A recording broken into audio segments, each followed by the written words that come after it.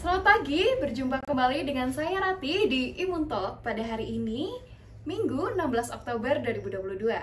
Hari ini kita akan membahas topik yang cukup viral dan menarik, yaitu tentang imunitas seluler. Sebelumnya, saya akan menjelaskan sedikit mengenai imunitas seluler. Terdapat dua tipe sel utama yang membantu untuk membunuh mikroba di dalam tubuh manusia. Yang pertama adalah CD4 yang mampu mensekresi atau mengeluarkan sitokin, yang mana sitokin ini nantinya akan membantu untuk mengaktifasi leukosit lain dan akhirnya akan menelan fagosit di dalam sel tersebut. Yang kedua adalah CD8+, di mana CD8+ ini akan membunuh sel yang terinfeksi. Baik, pada hari ini kita langsung saja membahas mengenai materi, fungsi, dan perkembangan di CD4+. Untuk itu, kita sudah kedatangan tamu istimewa pada hari ini, yaitu Laura, yang akan membahas mengenai materi tersebut. Baik, selamat datang Laura di Imun Talk pada hari ini. Bagaimana kabarnya? Alhamdulillah baik. Oke, luar biasa. Baik, kita langsung saja masuk ke materi utama pada hari ini, yaitu pemaparan materi atau penjelasan materi mengenai fungsi dan perkembangan dari CD4+. Langsung saja untuk Laura, jadi bagaimana sih proses perkembangan dari CD4+ itu sendiri? Baik, awalnya sel CD4+ bersama dengan sel CD8+ merupakan mayoritas limfosit T. Dan selanjutnya sel CD4+ ini setelah diaktifkan dan berdiferensiasi menjadi subtipe efektor yang berbeda dan memainkan peran penting dalam memediasi respon imun melalui sekresi sitokin. Oke, luar biasa sekali. Nah, tadi kita sudah mendengar mengenai bagaimana perkembangannya, dan sekarang kita akan menanyakan lebih lanjut mengenai bagaimana fungsinya. Langsung saja Kak Laura, bagaimana sih fungsi dari CD4+ itu sendiri? Baik, sel CD4+ ini memiliki banyak fungsi ya, mulai dari aktivasi sel imun bawaan, lalu limfosit B, sel T sitotoksik, serta sel non-imun, dan juga dia juga berperan penting dalam penekanan reaksi imun seperti itu. Oke, luar biasa sekali. Kiranya sudah cukup jelas penjelasan dari Laura mengenai fungsi dan perkembangan dari CD4+. Sekali lagi saya ucapkan terima kasih banyak kepada Laura yang telah menjelaskan materi pada hari ini. Baik, hari ini kita kedatangan tamu yang kedua, yaitu Rehan yang akan menjelaskan lebih dalam lagi mengenai apa saja subset yang terdapat di T-helper. Langsung saja kita panggilkan Rehan untuk masuk ke dalam Imun Talk pada hari ini bersama kita. Bagaimana kesiapan Rehan untuk mengikuti atau memaparkan materi dari Imun Talk pada hari ini? Yang pasti udah siap dan bersemangat banget sih hari ini. Oke, luar biasa. Karena sudah bersemangat, kita langsung saja masuk ke pertanyaan yang pertama, yaitu apa saja jenis dari T-helper? Jadi T-helper itu memiliki 4 subset, yaitu TH1, TH2, TH17, dan TH follicle helper. Oke, tadi Rehan ada sempat menyebutkan atau mention mengenai TH1. Jadi apa sih TH1 itu? Oke, jadi salah satu bentuk diferensiasi dari TH itu yaitu TH1 yang mengeluarkan sitokin IFN gamma atau interferon. Jadi TH1 ini akan terbentuk ketika memakan makrofag yang berisi sel mikroba, sehingga T1 akan menstimulasi proses aktivasi makrofag tersebut agar memakan mikroba. Oh, luar biasa. Kok bisa terjadi hal seperti itu? Bagaimana prosesnya ya? Bisa dong, ketika TH1 ini memakan atau berikatan dengan makrofag tersebut, si TH1 ini akan mengeluarkan sitokin IFN1 gamma. Terus IFN ini akan menempel pada reseptor makrofag, dan penempelan ini akan menyebabkan produksi dari enzim lisosom dan lain-lain di dalam makrofag tersebut untuk memulai proses pencernaan intraselulernya. Oh, tadi kan sudah mengenai prosesnya ya. Namun untuk dia berkembang menjadi TH1 itu seperti apa? Untuk setiap subsetnya itu berbeda-beda sih. Kalau TH1 sendiri itu akan terbentuk ketika sitokin dari sistem imun lain seperti dendritic cell dan NK cell itu seperti IL-12 dan IFN gamma akan menempel pada sel T naif yang belum bertemu dengan mikroba lain, sehingga sel T naif itu akan berdiferensiasi menjadi TH1. Oh, luar biasa sekali. Ya, kita harapkan penjelasan dari Rehan mengenai TH1 tadi sudah cukup jelas ya teman-teman, dan bisa menambah wawasan teman-teman peserta Imuntalk pada hari ini. Nah, sekali lagi terima kasih saya ucapkan kepada Rehan yang telah memaparkan materi mengenai TH1.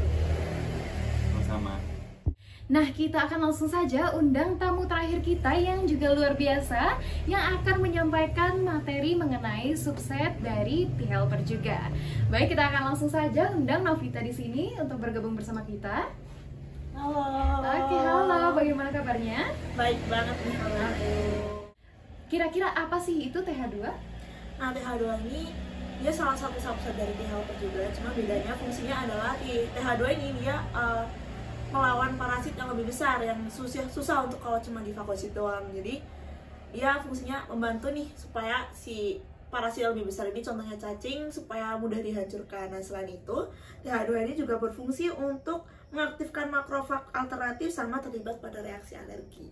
Oke, luar biasa. Kemudian yang satunya langsung kita beralih ke TH17. Apa sih fungsi dari TH17 itu sendiri?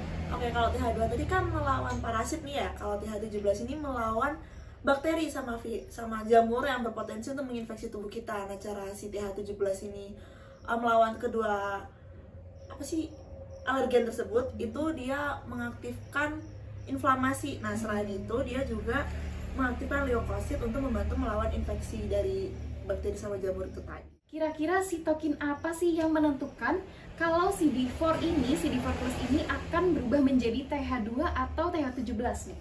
Oke, jadi pertama-tama kalau misalnya matosit sama makrofag, nah mereka ini APC, itu mengenali parasit berupa cacing tadi. Mereka ini bakal menghasilkan sitokin berupa IL-4. Nah, IL-4 ini akan mengaktifkan GATA3 sama STAT6 yang bakal membantu CD4 plus mengalami diferensiasi menjadi TH2.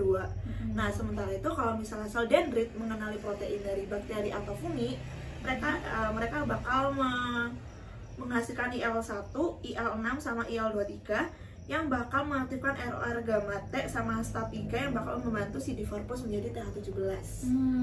Oke, bisa dipahami dengan baik ya. Tadi ada juga dimention tentang sitokin nih. Nah, sitokin yang dihasilkan oleh TH2 itu apa saja? Dan kira-kira fungsinya apa dari sitokin itu?